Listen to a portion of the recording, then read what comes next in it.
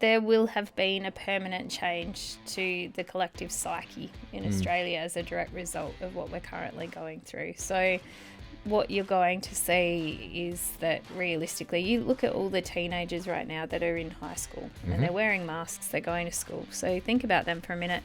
Not only has their learning environment been directly impacted in a way that's going to create muscle memory around these kinds of things, but also, you know, think of what their parents are currently going through, the ones that, you know, may have lost their jobs or their businesses have been directly impacted. And so the stress and the conversations that are happening in the home, all of those things, you know, impact our psychology in a way that we don't really understand and won't for years to come. Welcome to The Little Black Book, a podcast for entrepreneurs by entrepreneurs who provide their first-hand experiences to help others learn and grow. This podcast is brought to you by Altitude Advisory. Altitude Advisory is a modern business advisory firm helping business owners build a better business for a better life. In this episode of The Little Black Book, I'm joined by Simone Douglas. Simone is the publican and licensee of the Duke of Brunswick Hotel, Executive Director for BNI Adelaide North, and the driving force behind South Australia's digital marketing agency, Social Media AOK. She's the best-selling author of her book, Seriously Social, Turning Your Online Game into a Real-World Game, and The Confident Networker. She is a council member of the Australian Hotels Association and serves on the Franchise Advisory Council and Marketing Advisory Group for BNI Australia. She is a council member of the Australian Hotels Association, South Australia, and serves on the Franchise Advisory Council and Marketing Advisory Group for BNI Australia, as well as being the co-founder of the Hospos Owners Collective. In this episode, Simone shares how she established a routine in her daily life that enables her to focus on positives and the things she can control while blocking out negative influences. She discusses the way she has built strong teams, which then enable her to focus on strategy, business development, and culture. Simone describes how she effectively works with her EA to create capacity in her day so that she can focus on high payoff activities and the importance of personal and professional networks in her success. Specifically, she details how important it is to work your network before you need it. Favourite movie of all time? Favourite movie of all time? Gladiator would be my favourite movie of all Gladiator? time. Yeah. Yeah, Russell Crowe. Yeah, What's the... I think just the thing that I really like about that movie in general, and I tend to watch it when I'm in a funk to cheer myself up, and it's that resilience and not giving up. And as much as he dies at the end, it's still, you know, commitment to a goal and actually achieving that goal and then getting to the end, which works for me. That, and there's a whole heap of, you know, gladiators running around with swords and things, which is also entertaining. Lots of biceps, is that something? No, it's I think so. Marcus Aurelius is one of my favourite philosophers. Yeah. So because it's based on his era, I just find it really fascinating from that perspective as well. So how many times a year do you normally watch Gladiator? That movie? Yeah. No more than twice, I would say. Just keep a lid on it. Yeah, no more than twice. I have to be honest, it has to be, it's usually one of those things when I just need reminding that, you know, your internal landscape is what's important and what carries you through, and it seems to do a really good job of doing that for some reason. Yeah, so, cool. Yeah. What about a book that as a child or a young adult had a real effect on you and why? Yeah, I'm probably a bit weird there. So I read a book called Your Erroneous Zones by Wayne Dwyer when I was 13. So the book's been around for a very long time, but it actually talks about, or the major premise of the book is that your feelings come from your thoughts and you can control what you choose to think about, and therefore you can control your feelings. So that's, you know, a really Cliff Notes version of the book, but it works through, you know, how you interrogate your internal landscape and put habits in place that allow you to feel like you have control of your world at large.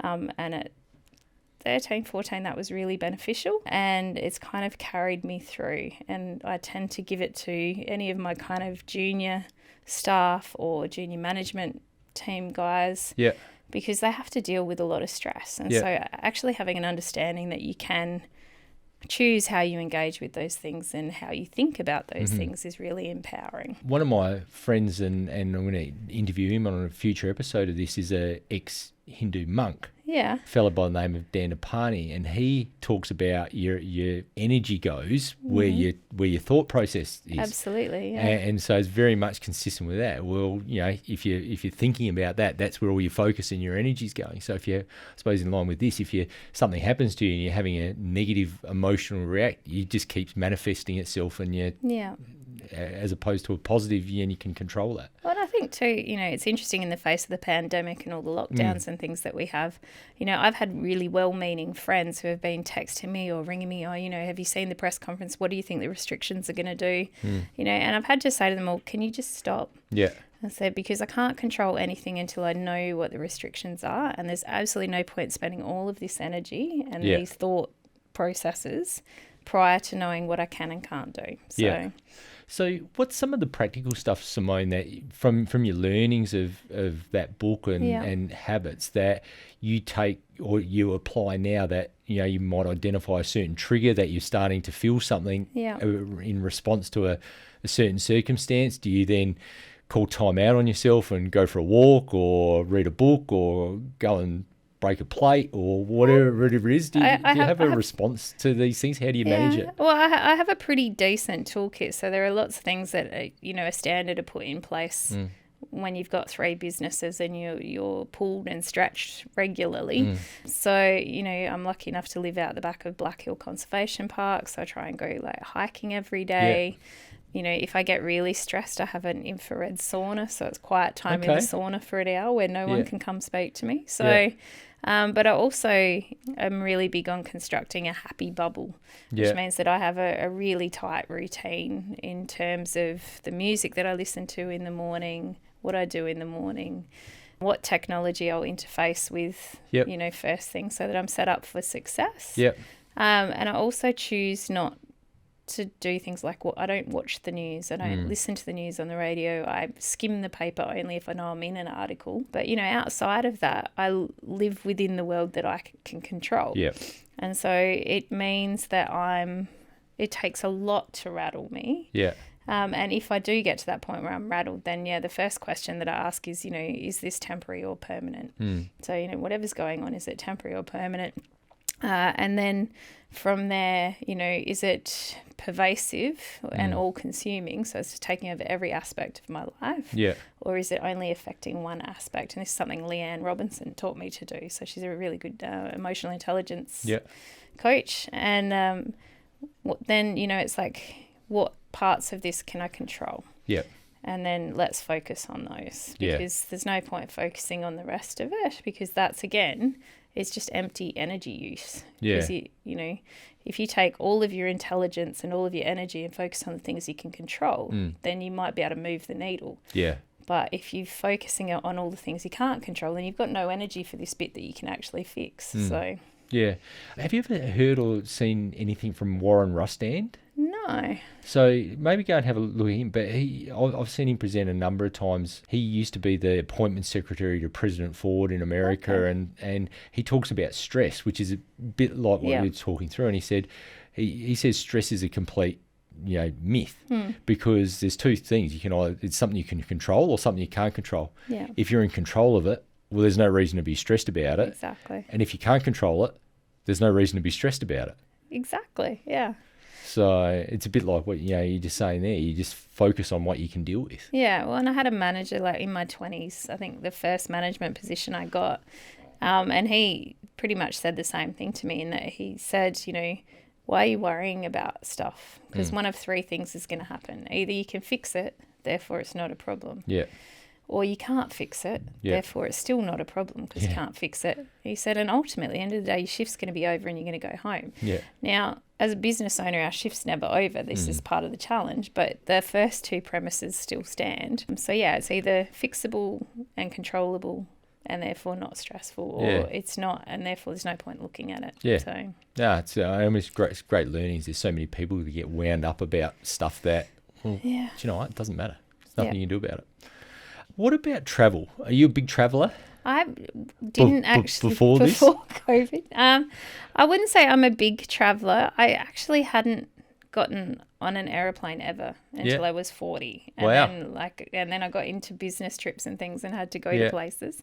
And then as part of BNI, they have a global convention every year because it's in 74 countries. So, as the national marketing contact for BNI Australia, I used to have to then go to these global conventions. So I've been to a couple in LA, but then there was one in Bangkok. And then the last one before COVID was in Warsaw, which was amazing. Okay. So as part of that, my partner Alex and I, we went to London for a week before we went across to Warsaw. So is there any one of those trips that has had a real effect on you business-wise or personally in terms of learnings or just experiences? Yeah, a lot of them, particularly the trip to Warsaw, was amazing on so many different levels, mostly because I actually spent a week in a room of about 20 other executive directors from 20 different countries, and having conversations with them about a business that's ostensibly the same but is situated in very different cultural contexts was fascinating to see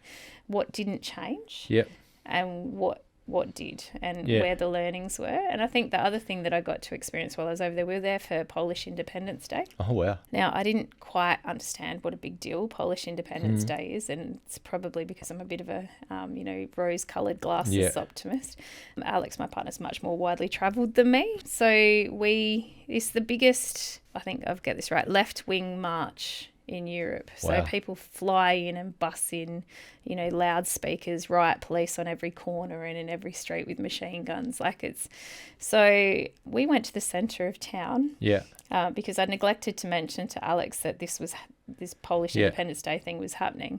And I was that person who wanted to go make friends with everybody, and you're walking past, I'm like, let's go talk to the nice men standing around the flare that's going off. And he's like, no, let's not. But it taught me just how lucky we are that we're not in an environment here in Australia where as you're walking down the street, you're seeing people like police with machine guns and riot police. And we are ridiculously lucky in terms of our capacity to create the life that we want if we're just prepared to put in enough effort. So, and I think there's a really good learning in that after what we've just been through, and we can see even in Australia how we're responding to different impacts of COVID and lockdowns and things like that. People punching horses and all that sort of stuff, and it doesn't really matter. Is it such a big thing relative to some experiences that other people have been through as well. So and I think we're at a really interesting juncture in our culture here in Australia, because one of the things that I really respect and value about living in this country is people's rights to have diverse opinions and to express those opinions respectfully and in a way that doesn't disrespect other people's opinions. And I think we're at risk to a degree of losing that, because the arguments that are happening right now are so polarizing to the people who actually believe, vehemently in anti-vaccination or anti-masks or conspiracy theories or the reverse. And a lot of the dialogue that I'm seeing across social media is that there isn't a lot of respect for either side of the fence, whereas I think that you can still have those differing opinions, but you have to make the right ethical choice for yourself that will stand up in the face of anyone's differing opinion if that's where you're coming from. And it's interesting to see how different people respond in the face of a crisis in all these things. It's interesting, and I'm keen to hear your view on this, is whether you think that this is a temporary thing and in 18 months or 12 months, 18 months time, we'll look back on this and it'll be largely a forgotten event that'll go down in history, or whether we'll see some permanent cultural change or disruption around what's happened. Do you have a view? Look, I think that there will have been a permanent change to the collective psyche in Australia as a direct result of what we're currently going through. So what you're going to see is that realistically, you look at all the teenagers right now that are in high school and they're wearing masks, they're going to school. So think about them for a minute.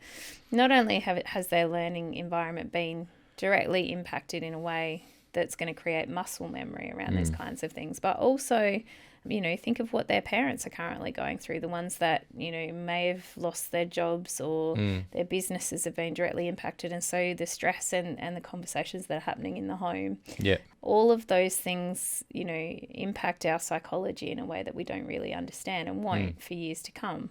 But as those kids grow up into adults and then go into the workforce or start their own jobs, you know, they're going to have an attitude to risk and a risk profile that's very different to perhaps what ours were pre-pandemic. So that lack or aversion to risk is going to create, I think, a re-embracing of, you know, that person that stays in the same job most of their lives. Yeah. Because of the security factor. Yeah. So we might see less people changing careers and moving from place to place. But also I think too, if you look at it, South Australia's economy is built on the small to medium business owner. You're not going to see as many of those coming through because, again, the risk is much higher than it used to be. And we're seeing direct impact on skills and industry, like in hospitality, because the old guard in the previous lockdown, while they were on job seeker or job keeper, got out of the industry. Yeah. And the new people coming through don't see it as a stable industry to work in because we have lockdowns and shutdowns every however many months. So I think it will take a long time to navigate beyond that. And by a long time, I'm thinking more like 5-10 years, 15 years, who knows. Yeah, it will be interesting, and I'm just, you know, taking that chance just to have a think about what, you know, a lot of my kids, you know, we've just been caught in various stages of quarantine because, you know, maybe their dad was a bit crazy and decided to go and travel interstate when others wouldn't have travelled interstate, and what impact that then has on them. And so we might actually find pockets of that entrepreneurship that you just spoke about might just stay within family groups or whatever it might be, where, you know, perhaps, you know, parents are a bit more tolerant of risk as opposed to the other way around. Yeah, well, I think one of the most difficult conversations I had was with my 11-year-old last week in lockdown, because he said to me, "Oh, I'm getting a headache." I'm like, "What are you getting a headache about?" He goes, "I've spent all this time, you know, thinking about, you know, all of the staff that you employ and how, you know, how they don't have any money this week, and how are you going to pay the mortgage this week?" And these are things an 11-year-old shouldn't have to think about, you know. And I said to him, I said, "You know, I have this under control, buddy. It's okay.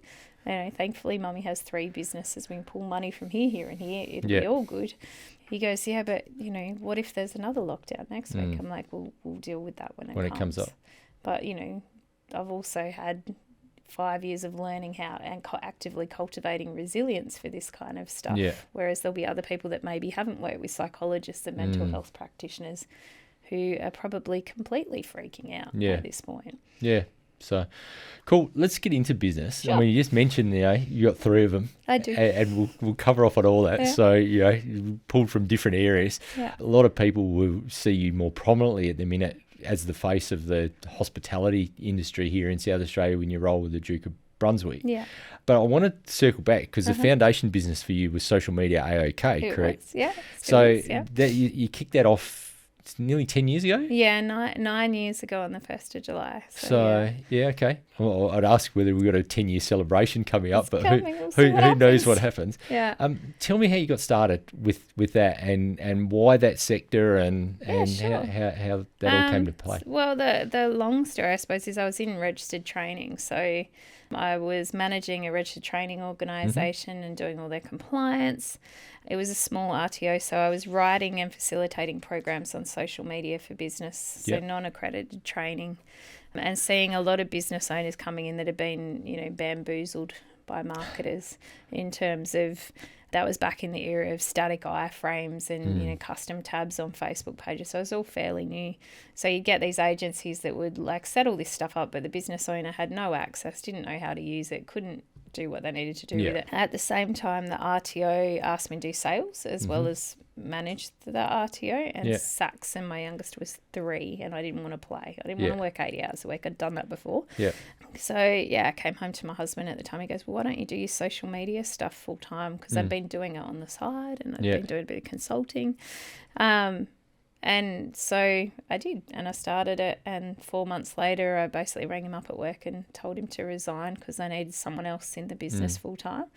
And now we have 7 staff. Yeah. We're like, it's been a really good journey. So that business has been really stable the whole way through. So it has evolved, and its service offering has evolved to meet client demand at the end of the day. So we started off, we would just build social media accounts and hand the keys over. Yeah. Then we went to doing content management and, strategy. Yeah. And then advertising became a really big thing. So then we started offering that. Now we do the whole suite of digital marketing. So whether it's Google Ads, anything the whole way through. But it evolves, but niching in that spot has really successfully set us up for success, because if pretty much in the South Australian business landscape, if someone complains in a room of 20 business owners about their social media marketing, someone will say, oh, you have to go have coffee with Simone. Yeah. So, yeah, and I mean, that's interesting, that whole niching and staying focused in that sweet spot. That must have been just a key component then, obviously, to the growth and just the brand awareness and everything that goes with that. Yeah, absolutely. I think our tagline of Seriously Social is pretty prevalent in the market. And that came from basically a belief that you shouldn't be paying someone to do your online and digital marketing that doesn't know how to be seriously social in real life. It's counterintuitive. So if someone can't carry a conversation with you face to face and talk your language and your business's language, you shouldn't set them free with your content or your ads. And I'm actually seeing a really interesting part of this as an agency in India that is doing a campaign for a global company that we look after, but the campaign's Australian based. Yeah.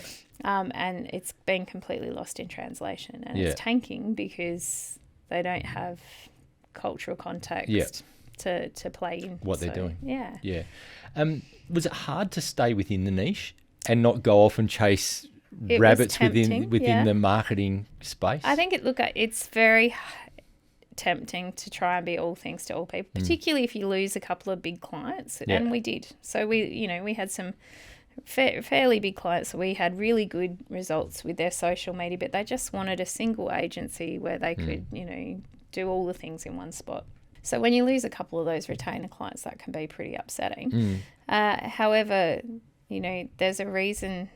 The reason that we're so good at what we do is because we stick to what we're good at. Yeah. And we resist the temptation to go, oh, we're going to do websites and we're going to do this and we're going to do that. So I think when you take that bet and then you really commit 100%, then you can own your piece of the market, and then you're not competing with anybody. Yeah. So even my competitors refer work to me. Yeah. Because there are specialist areas in that subset, like disaster recovery, when there's a PR disaster, where I'll get referrals from most of the marketing agencies in town, because I will sit there on a computer and deal with the firestorm that's happening online and put it to bed in 12 to 18 hours. So yeah, no, it's interesting. The whole marketing space and of which socials is a key component of that. It's a bit like, for me and for a lot of business owners, it's a bit of a dark art. Yeah. Because we know we need it. Yeah. We get it. We get that it's important, but we don't understand it. We don't understand how to utilise it, how to leverage it. You mentioned that connection aspect that goes with that. What are some of the things or learnings for other business owners out there to, I guess, break the whole social media marketing aspect down to make it easier to understand? Yeah, I think the first thing to understand is that it's not separate from the business. So if you forget social media for a second, the first thing that I think you have to do is have some kind of an anchor for your business, for everything that you do, for all your story. Yeah. So, when we work with clients, we talk about having your 6-word story down packed. So, the Duke of Brunswick's is the outside world doesn't matter here. And so everything that we communicate, everything that the staff do has to either add a sentence or a chapter to that story. Yeah. But it can't detract from it. So once you've got that 6-word story down packed, then, you need to come up with what's the personality. So if your business, I always say, if your business was a famous person, who would they be? Because then it's easier to describe to one of your staff the tone of voice and the personality that they need to use. If you say just write it the way I would write it, that's much harder for them to understand. Yeah. But if you go write it the way Hugh Jackman would say it, they have some context or understanding of what that might look like. Yeah. And then from there you have to be prepared to be seen, not to sell, but to be seen. Yeah. And the minute that you're prepared to do that, that's when you really get cut through. So, marketers will always say, oh, organic reach is dead. You've got to pay to play, all of those kinds of things. And it's a lie. If you have contact with your customers, if you are connecting with them in a way that is important to them from an emotional perspective, then your content will go far and wide. Like we routinely have stuff that goes viral on Duke of Brunswick because it's a really great emotive story. We don't routinely have content that goes viral on social media AOK's platforms because it's a marketing agency and no one cares, let's be honest. So I think if you can find the middle ground between the two, then that's when it starts to work. But you've got to be prepared to put yourself in front of the camera. Yeah, which is interesting. It sort of leads me to the next question for you is that, you've, for as long as I've known you, you've always been great at developing networks or having conversations, seriously social, or, all development of relationships. Head of BNI here in SA or Adelaide, half of SA. Which is all about connections and stuff like that as well. Is that something that's always been natural to you, or is this something that you've learned and taught yourself? Yeah, I think it's something I learned and taught myself. I was actually painfully shy when I was an 18-year-old, and I forced myself to go get a job in a pub, and it kind of cured me of being painfully shy because I didn't die, and desensitized me to the process. However, I used to work for ALH Group. It's one of the biggest hotel chains in Australia, and I thought I had a network. I thought I was well known. I was a venue manager, change management specialist. You fix their broken pubs. I thought I had some clout. Ironically, I had zero clout because what happens is when you exit out from under an umbrella like ALH Group or some big company, you just disappear. Basically, if you haven't successfully built your networks, then you just disappear because they just deal with the next person that's come along, and that's the reality of life.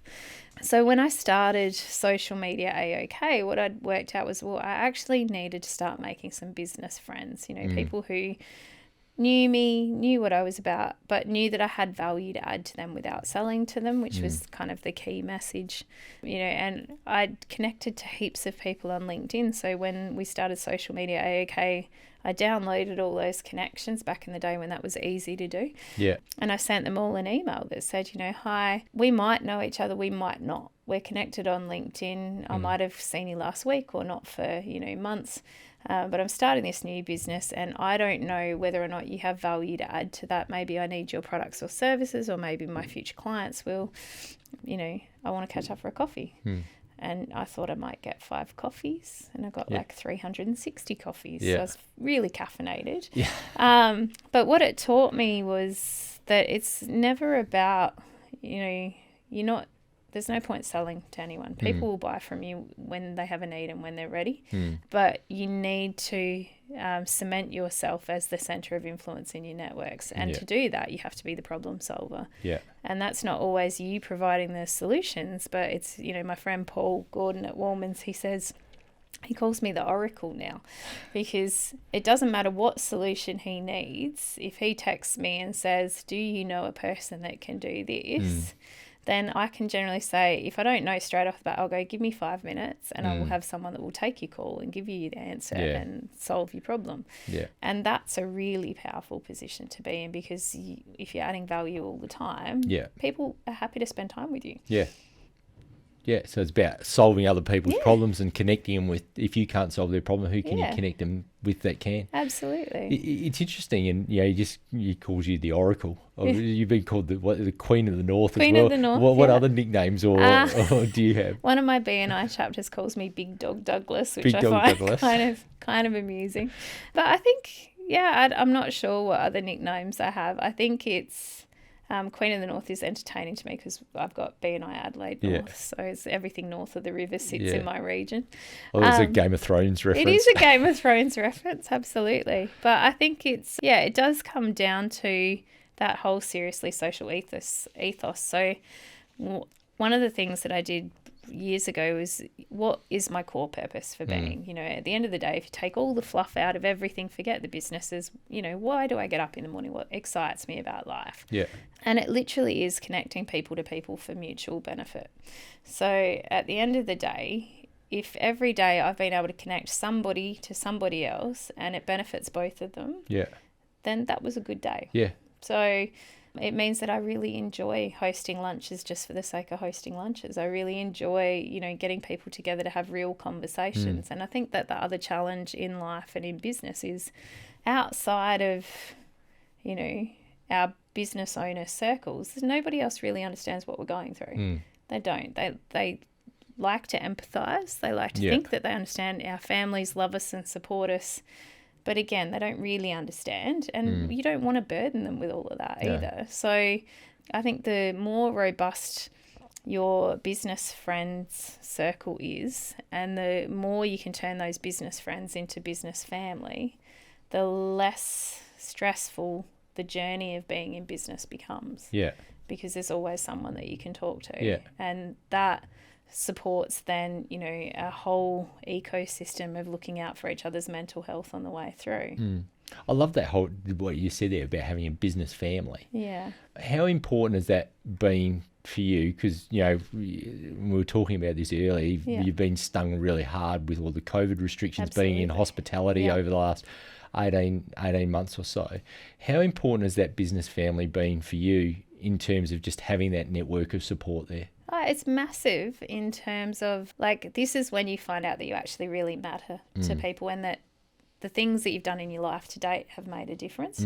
So, having people just ring me out of the blue who are BNI members, not for me to solve their problems, but just to make sure that I was okay last week. Yep. What can I do for you? How can I help you? It was really beautiful. Yeah. But also, coming out of restrictions, having that same business family, sending me Facebook messages going, I've booked a table at the pub on Tuesday, we're getting takeaway lunch on Wednesday, really basic support. Yeah.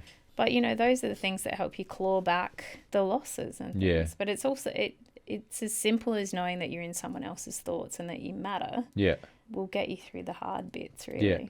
So, no, it's cool, isn't it? Yeah. Tell me then, from this social media side of things, what made you go off and become a publican? It happened by accident, like the rest of my life. So I was looking for office space for the social media agency, and I had hired a gentleman called Ian Arnold from Tenancy Solutions, and we were having our first meeting. It was on Wednesday at 9 a.m, and I said to him, look, in a perfect world, what I need is 100 square metres upstairs. It can be a little bit bit more. I'll sublease it if it's too much. I need a training room downstairs with good natural light, and ideally, a little bar or a cafe, because I'm tired of hosting all these networking events and everything else, paying room hire, catering. And I used to fix broken pubs in my 20s. So, a little cafe bar will be fine. His face doing all this weird stuff. Tamara, my general manager, is like, it's okay. She knows you can't get what she wants. She just believes in asking for it. And he's like, no, I had a phone call at 8 o'clock in the morning before this meeting. I've got what you want. It's not on the market. Can you come look at it at 11 o'clock? And my diary was free. So I said, sure. Yeah. He didn't mention it was a pub. He just gave me the address, and I rolled up out the front. And that was problematic because I really enjoy running pubs. I did it for 9.5 years and I was really good at it until I had kids. So we pulled up, and this poor little pub had kind of been completely run down. It would have been doing about $5,000 a week in revenue, I think. And if you consider that the rent on that lease is $110,000 a year, that gives you some indication of how much money they were not losing. Making. Yeah.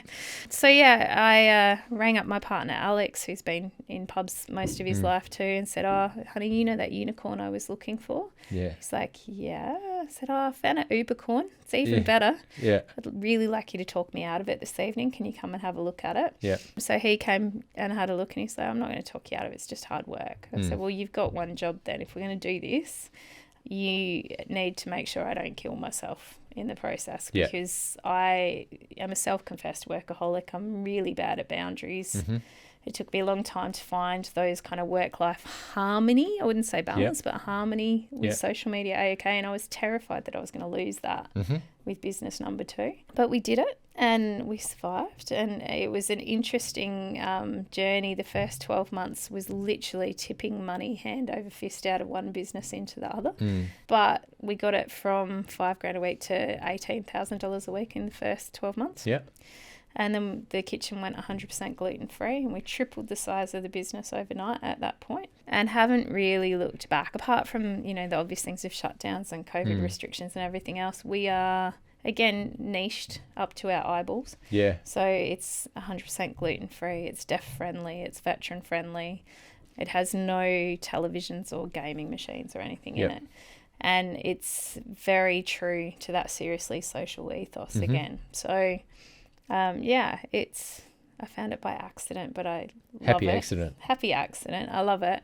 And all of the businesses tie together really nicely. Like they really all have that social element. They're really all built to make a difference to people's lives, whether it's in business or in, their personal lives. And so it fits. Yeah, so it's a consistent theme running through everything. Yeah. So you mentioned there about being a workaholic and finding the balance. And you mentioned before about your routines and stuff like that to keep balance. Keep balance on the way through. How do you juggle? How do you allocate your time between the different areas? How do you make decisions regarding strategy of saying, okay, well, this business needs me now, so I'm going to go and do that versus go and do something else?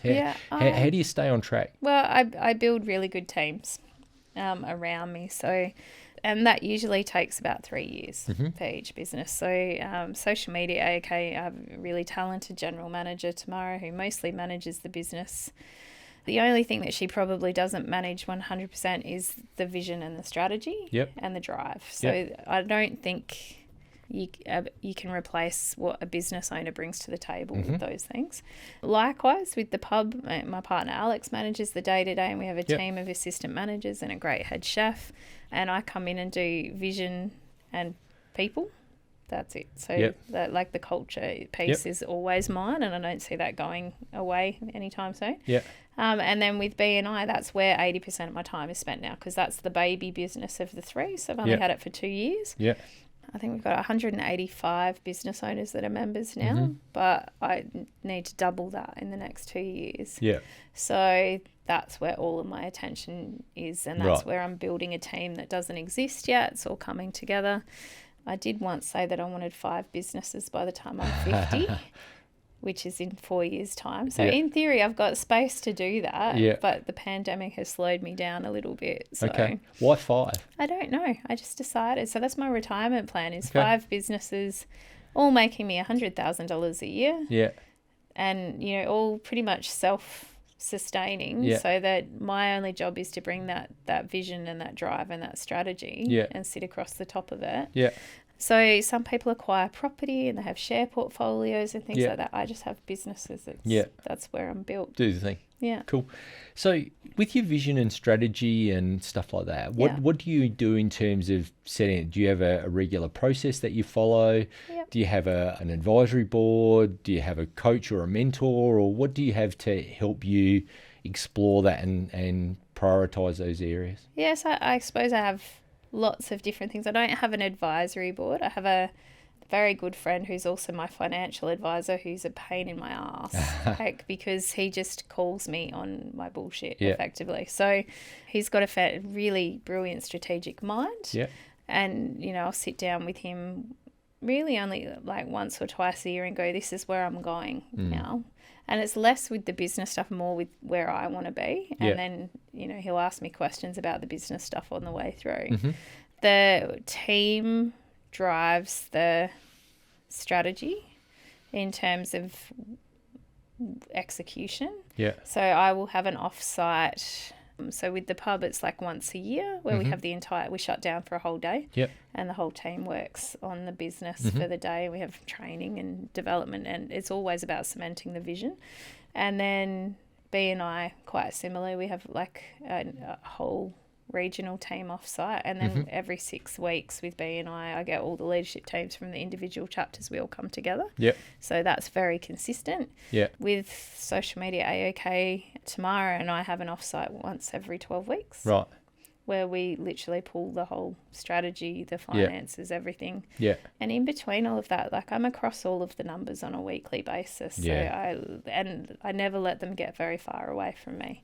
Because I suppose key learnings in having turned a lot of businesses around for other people before I had my own was where they lose money is the 1%ers. It's the fixed costs you signed up for that you shouldn't have signed up for, or the variable costs that you don't need anymore that you should be turning off, or, or not understanding that there are 3 sales lines not hitting their targets, but these other 3 are hiding that because they're far above what they're doing. So, I think if you stay close to the numbers on a weekly basis, and you stay close to the vision and the strategy and the how you're going to get there on a quarterly basis, then you're usually in a good spot. No, you're right. Yeah. And it's amazing. I mean, it's really good to hear that, focusing on those small 1%ers or those little things. I often, just talk about they're just little bullets. Yeah. Firing a bullet before you fire the cannonball. Yeah. And, so many people are looking for the one big product that's going to save them, or the big ticket item, or the big cost savings, or whatever it might be. And they fire their cannonball, and then there's nothing left. Work. Yeah. And you just got to fire lots of little bullets and improve a whole lot of little things a little bit, and all of a sudden you made a big difference. Well, I was running a strategy session for a bunch of hoteliers the other day for the AHA group, AHA. And, one of the things that we were talking about is, with your sales and marketing plan, your social media strategy, they have to all tie together. Yeah. So there's no point going, we want to promote our peak periods. Yes, you can put content up there for those. But if you've identified that if you just lift your Monday, Tuesday and Wednesday between 3 and 5 p.m. by 15%, that you're going to hit your annual sales targets, surely that's a much easier thing to do and to market and to measure than trying to grow 15% on your Friday night. And particularly currently with restrictions, you need to be looking at where your capacity is. Yeah. So simple things like we put menu log on for the pub, which we've been putting off doing for ages, but we've bitten the bullet and we're going to pay them their 30% commission. Thanks very much. But it's only on Monday to Thursday lunch. And everyone's like, well, why isn't it on all the time? I'm like, well, because this is where I have capacity without additional staffing to, This is where I can do it. Yeah. I don't need it there. I just need it here. Yeah. We mentioned COVID before, and that's been a massive disruptor. But aside from that, what other major challenges have you had in any one of the three businesses that you've got that you've had to overcome?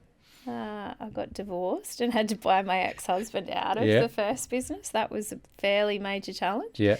But I think realistically, keeping pace with technology when it comes to the digital marketing agency, absolutely. So that business changes daily. And, there was a time when it used to just be me that had to keep up with that. Yeah. You hinted at, so managing my time. So October last year, I bit the bullet and hired an executive assistant. Yeah. Changed my life. Oh. Should not hang on to doing that stuff yourself, people. Just, changed my life. So she, again, by accident, so I walked out the front of the pub. She was there with one of the locals. They went inside. I sat there talking to her. I said, how's work? And she goes, shit. I go, what do you do? Yeah. She goes, I lead accounts payable for blah, blah, blah. And I do this, I do that. And I used to be the executive assistant to the surgeons at SportsMed. And I'm like, so you're not happy at work right now? And she's like, not really. I said, well, I'm hiring. Do you want to come and have a conversation? Yeah. But that changed a lot. And then letting go of all the little things. So, she literally runs my life. And it's interesting when you talk to someone who isn't pressed for time, they kind of think you're a bit up yourself because you're like, oh, can you just talk to my assistant about that? But the reality is that your brain doesn't have space for all of that because it's full of these key strategic priorities and where you're going and what you're doing. So I can't retain information that says I need to book a hair appointment or I need to go to the dentist or whatever. I live and die by my diary, and I think most busy people do. And your assistant is that one person that makes sure that there are things in your diary that are good for your health as well as for business, because they're actually way more ruthless with it than you would be. Yeah, it's amazing. It still staggers me how many business owners or executives get by or try and get by without an EA. I'm the same as you. Claire, my EA, does an awesome job of controlling everything. And my buddy Jack Daly says, well, if you don't have an assistant, you are the assistant. Well, that's just it, yeah. So, you're doing all these low payoff activities. And I think it's so important as a business owner is that you have to focus on the stuff that really pays off. Yep. Spend your time on, instead of worrying about saving $50, go and figure out how you can make $5,000. Yeah. Well, and I think too, when you let all of that go, I suppose there's two things. I had to learn that they're never going to do it the way that I'm going to do it, and that's okay. Yeah. But like you said, it frees me up to go focus on building those networks, which result in big projects. Yeah. You know, like we just submitted some stuff for a tender to the Tourism Industry Council of SA because they're putting in a tender submission for something else. But if that comes off, that's going to be a significant piece of work. Yeah. And that came from a relationship that we've been building for the last 5 years. But if I hadn't gone to a lunch the week before and sat next to the CEO and had a conversation, I don't know whether we would have been on the invite list for that or not. Yeah. So, no, that's cool. Do you have a coach or a mentor that you work with at all? I mean, you mentioned your financial advisor who keeps you on track, or he said he's a pain in your ass. He is a pain in my ass. But do you have anybody that you particularly work with that helps you out? Not really, but I think that's because I have a lot of people that I call on for different things. Yeah. So I'm one of those people. I don't feel that like any one coach or person is going to be able to answer all the challenges that I have at any one time. So I tend to go to the person that I respect most for a specific area. So, you know, like I have great examples, you know, with BNI, one of the big focus in a membership organisation is retention. So, you know, we get measured on our membership retention.